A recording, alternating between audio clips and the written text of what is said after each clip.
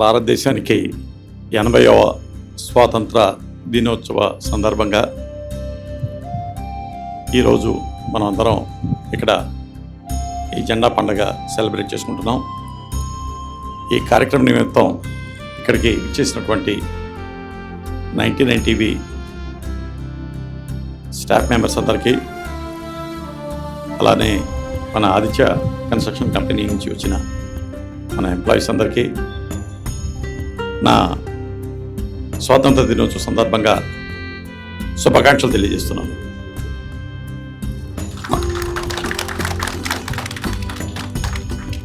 మనకి స్వాతంత్రం వచ్చి 80 సంవత్సరాలు అవుతుంది అని ప్రతి సంవత్సరం మనం ఆ సంవత్సరాలను లెక్కించుకుంటూ ఉంటాం. 78, 78, 79, 80. ఇప్పుడు 80 సంవత్సరాల్లో దాటిన వాళ్ళు ఇక్కడ ఎవరూ లేరు. అంటే మనం అందరం స్వాతంత్రం వచ్చిన తర్వాతనే పుట్టిన వాళ్ళం. సో ఆ స్వాతంత్రం తెచ్చుకోవడానికి ఎంతోమంది మహనీయులు, ఎంతోమంది త్యాగదనులు, మహాపురుషులు, వాళ్ళంతా ఎంతో కష్టపడి మన దేశానికి బ్రిటిష్ వాళ్ళ నుంచి, వాళ్ళ కబంధాస్తాల నుంచి భారతదేశాన్ని విడిపించి భారతదేశానికి స్వాతంత్రం తీసుకురావడం జరిగింది. గత 80 సంవత్సరాల్లో కొంత అభివృద్ధి అయితే మనం చూడగలిగాము. కానీ ఈరోజు కూడా, అంటే భారతదేశానికి 80 సంవత్సరాలు అయినప్పటికీ కూడా ఇతర దేశాలతో పోలిస్తే మన దేశంతో పాటు బ్రిటిష్ కలోనియల్ రూల్ నుంచి అనేక దేశాలు ఆ రోజు స్వాతంత్రాన్ని సంపాదించుకున్నాయి, విముక్తి గాలులు పీల్చాయి. ఆ దేశాలతో మనం కంపేర్ చేసుకుంటే ఈరోజు మన దేశంలో ఉన్న పరిస్థితుల్ని పోల్చి చూస్తే మనం ఇంకా చాలా వెనకబడి ఉన్నాం. సాధించాల్సింది చాలా ఉందని తెలుస్తుంది. అది ప్రజల జీవన ప్రమాణాలు కానివ్వండి, వాళ్ళ అక్షరాస్యత గురించి కానివ్వండి, వాళ్ళ ఆరోగ్యం గురించి కానివ్వండి, మన దేశంలో ఉన్నటువంటి మౌలిక సదుపాయాల గురించి కానివ్వండి, ఇతర దేశాలతో పోలిస్తే, అంటే మనతో పాటు ఏ దేశాలు స్వాతంత్రాన్ని సంపాదించగలిగాయో ఆ దేశాలతో మనం పోలిస్తే మన తర్వాత స్వాతంత్రం తెచ్చుకున్నటువంటి దేశాలు కూడా ఎంతో అభివృద్ధిని సాధించాయి. కానీ మనం మాత్రం ఇంకా అనేక సామాజిక అసమానతల మధ్య కొట్టుమిట్టాడుతున్నాము. అది ఆర్థిక అసమానతలు కానివ్వండి, అనేక వివక్షలు కానివ్వండి, కుల వివక్ష, మత వివక్ష, నిరక్షరాస్యత, ఆరోగ్య సదుపాయాలందరికీ అందుబాటులో లేకపోవటం, ఇంకా పేద ఉన్నత వర్గాలు అనే 2 వర్గాలుగా ఇంకా ఉండటం, ఇవన్నీ చూస్తుంటే మనం స్వాతంత్రం సాధించి ఇంకా ఇన్ని సంవత్సరాలు అయినప్పటికీ కూడా ఇంకా ఇన్ని వివక్షలు ఎందుకు, ఇంత ఎక్స్ప్లాయిటేషన్ ఎందుకు అని మనం కనుక ఒకసారి తరిచి చూస్తే దానికి కారణం మనమే. ఇప్పుడు బ్రిటిష్ వాళ్ళు ఉన్నప్పుడు ఏది జరిగినా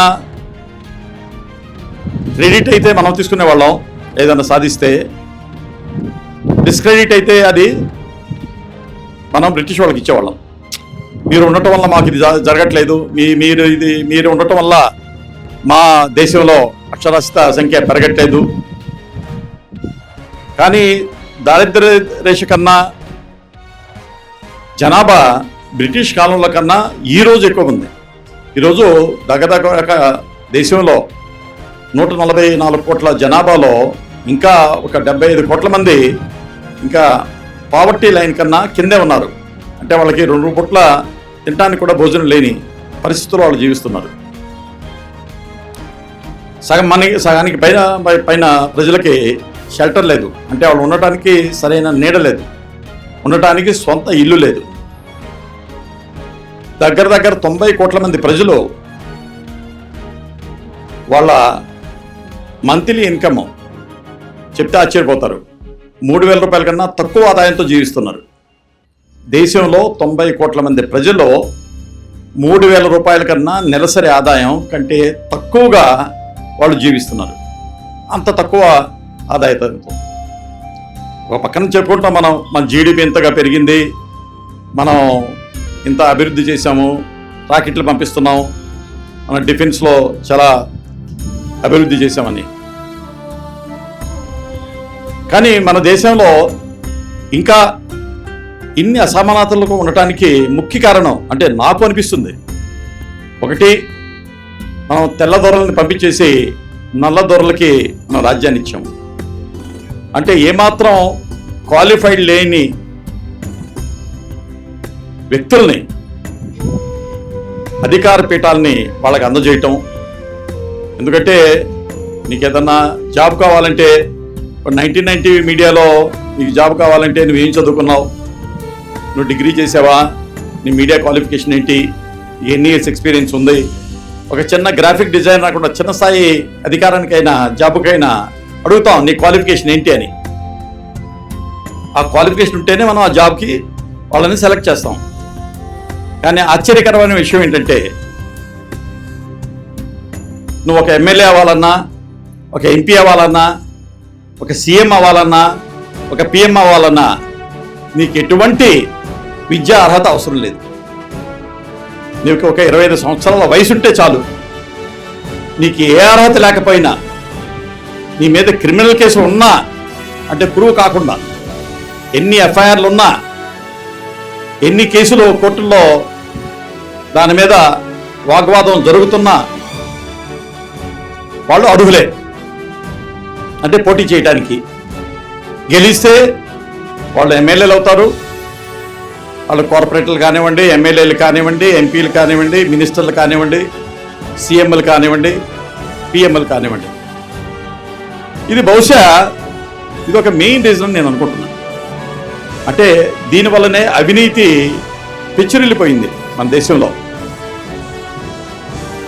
ప్రపంచంలో ఉన్న దేశాల్లో మనం అవినీతిలో ఎక్కడున్నామంటే పైన ఉంటాం. మనం చివర కంట్రీస్లో కాదు, మొట్టమొదటి 10 దేశాల్లో భారతదేశం ఉంటుంది.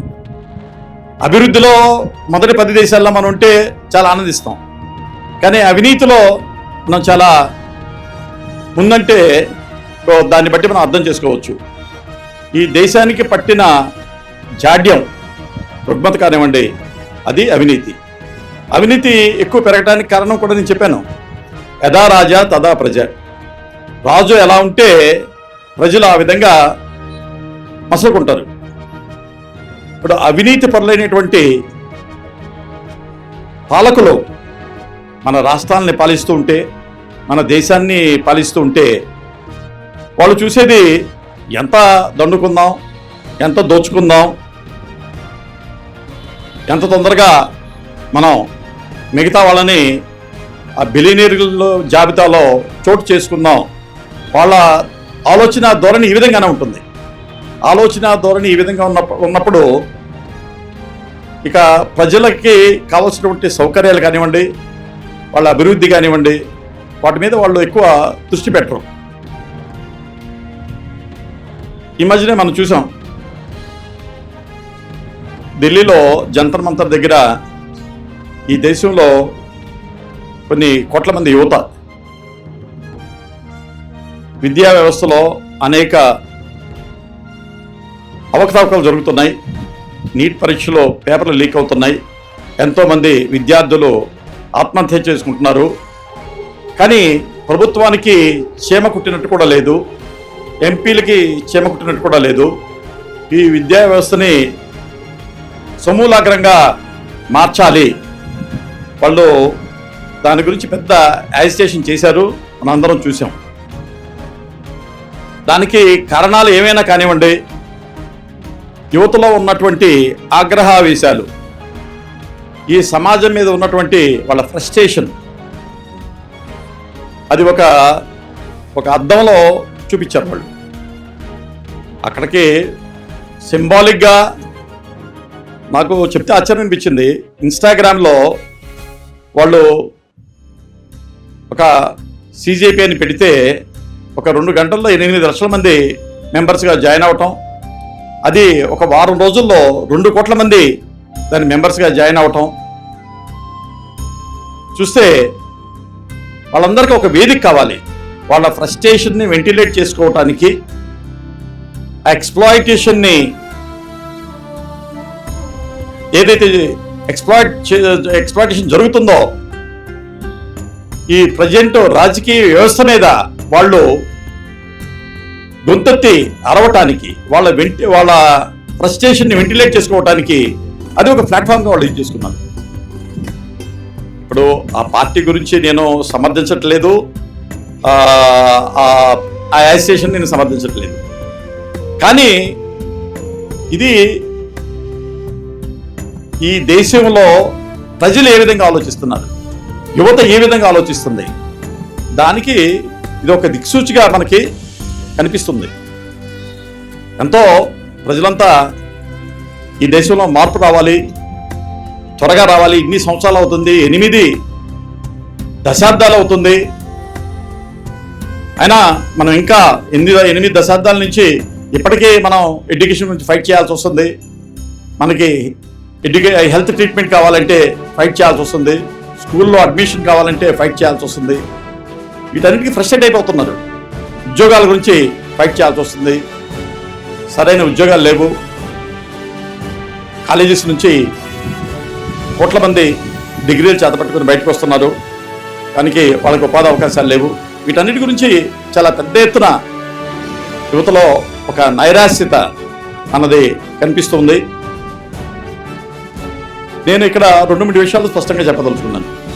ఇది ఈ దేశంలో ఈనాటి పరిస్థితి. ఇప్పుడు ప్రజల మనం అందరం ఒక భాగం. మనం ఏం చేయగలుగుతాం? ఇప్పుడు మనం దేశంలో అనేక సమస్యలు ఉన్నాయి, దేశంలో అనేక రుగ్మతలు ఉన్నాయి. వాటన్నిటిని గురించి విమర్శించడమే మన పనే. ఇంకేమైనా చేయగలుగుతామా?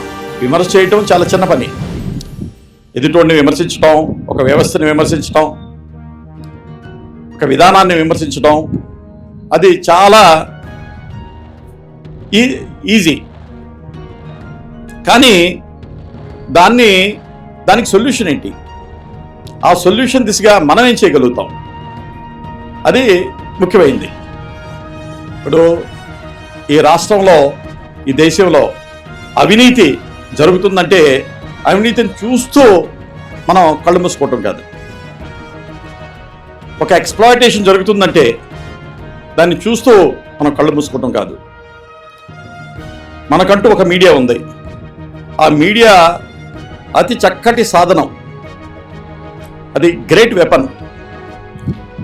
మనకి స్వాతంత్రం వచ్చిందంటే అప్పటి ఆ 1947 ముందుటువంటి ఆ పేపర్లు రాసి అందరికీ ప్రజల్లో ఆ చైతన్యం క్రియేట్ చేయడానికి చాలా కష్టపడాల్సి వచ్చేది వాళ్ళకి. కానీ ఇప్పుడు ప్రజల్లో ఒక ఇన్ఫర్మేషన్ తీసుకెళ్లాలంటే, ఒక సందేశాన్ని ఇవ్వాలంటే సెకండ్స్లో మనం ఈ సోషల్ మీడియా మాధ్యమాల ద్వారా, మన ఎలక్ట్రానిక్ మీడియా మాధ్యమాల ద్వారా మనం చేరవేయటం చాలా సులభమైంది. అది అప్పుడు లేదు, ఇది ఇప్పుడు ఉంది. మన చేతిలో ఒక మీడియా అనే ఆయుధం ఉంది. అది శాటిలైట్ మీడియా కానివ్వండి, డిజిటల్ మీడియా కానివ్వండి, ఎలక్ట్రానిక్ మీడియా కానివ్వండి, ఇంకా సోషల్ మీడియా కానివ్వండి. ఆ మీడియాని మనం ఒక చక్కగా వినియోగించగలిగింది, ఒక గురుతర బాధ్యతతో దాన్ని మనం ఉపయోగించగలిగితే ఈ సమాజంలో జరుగుతున్నటువంటి, ఈ రాష్ట్రంలో జరుగుతున్నటువంటి ఏవైతే అవినీతి గురించి కానివ్వండి, అసమానతల గురించి కానివ్వండి, ఒక ఎక్స్ప్లాయిటేషన్స్ గురించి కానివ్వండి,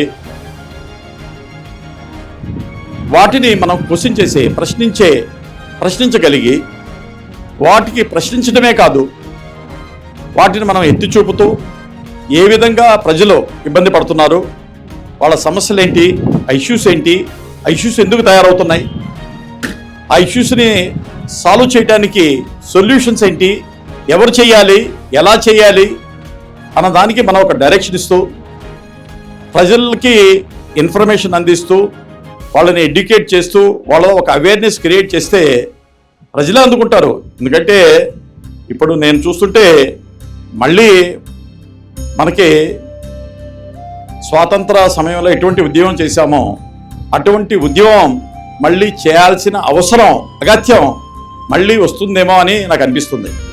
ఎందుకంటే ఉద్యమాలు చేయకపోతే ఎవరో ఇప్పుడున్న పాలకులు ఎవరో వాళ్ళు చెలించే స్థితిలో లేరు. ఈ అన్యాయాన్ని, ఈ అక్రమాలని, ఈ డిస్క్రిమినేషన్ని, ఈ అవినీతిని మనం ఎదుర్కోవాలంటే మనం ప్రశ్నించాలి, దాన్ని వాళ్ళకి ఎత్తి చూపాలి, వాళ్ళని సరైన పద్ధతిలో నడిచే విధంగా వాళ్ళని మనం ప్రయత్నించాలి. లేకపోతే వాళ్ళని ఆ పదవుల్లోంచి దించేయాలి.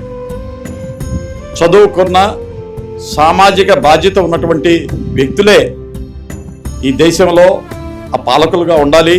అది చిన్న కార్పొరేషన్ కానివ్వండి, రాష్ట్రం కానివ్వండి, దేశం కానివ్వండి. నిబద్ధత కలిగిన వ్యక్తులు, నిజాయితీ కలిగిన వ్యక్తులు ఆ సీట్లో ఉంటే ఎంతో డిఫరెన్స్ కనిపిస్తుంది. మనం సింగపూర్ గురించి వినుంటాం. సింగపూర్లో ఒక ప్రైమ్ మినిస్టరు ఒక దేశాన్ని ఎలా మార్చేయగలిగాడు. కరప్షన్ అన్నది సింగపూరు దేశం నుంచి మొత్తం కూకటి వేళ్లతో పెకిలించి వేశాడు. ఈరోజు సింగపూర్ చిన్న సిటీ, దేశం అయినప్పటికీ కూడా అది కరప్షన్ లెస్ కంట్రీగా ఈరోజు అభివృద్ధి చెందింది. అంత డెవలప్మెంట్ జరిగిందంటే ఆ కరప్షన్ వాళ్ళు ఎలిమినేట్ చేశారు. ఎక్కడైతే కరప్షన్ ఎలిమినేట్ అవుద్దో, ఎక్కడైతే వెస్టర్న్ ఇంట్రెస్ట్ ఉన్నదో డెఫినెట్గా ఆ దేశాలు చాలా ఫాస్ట్గా అభివృద్ధి చెందుతాయి.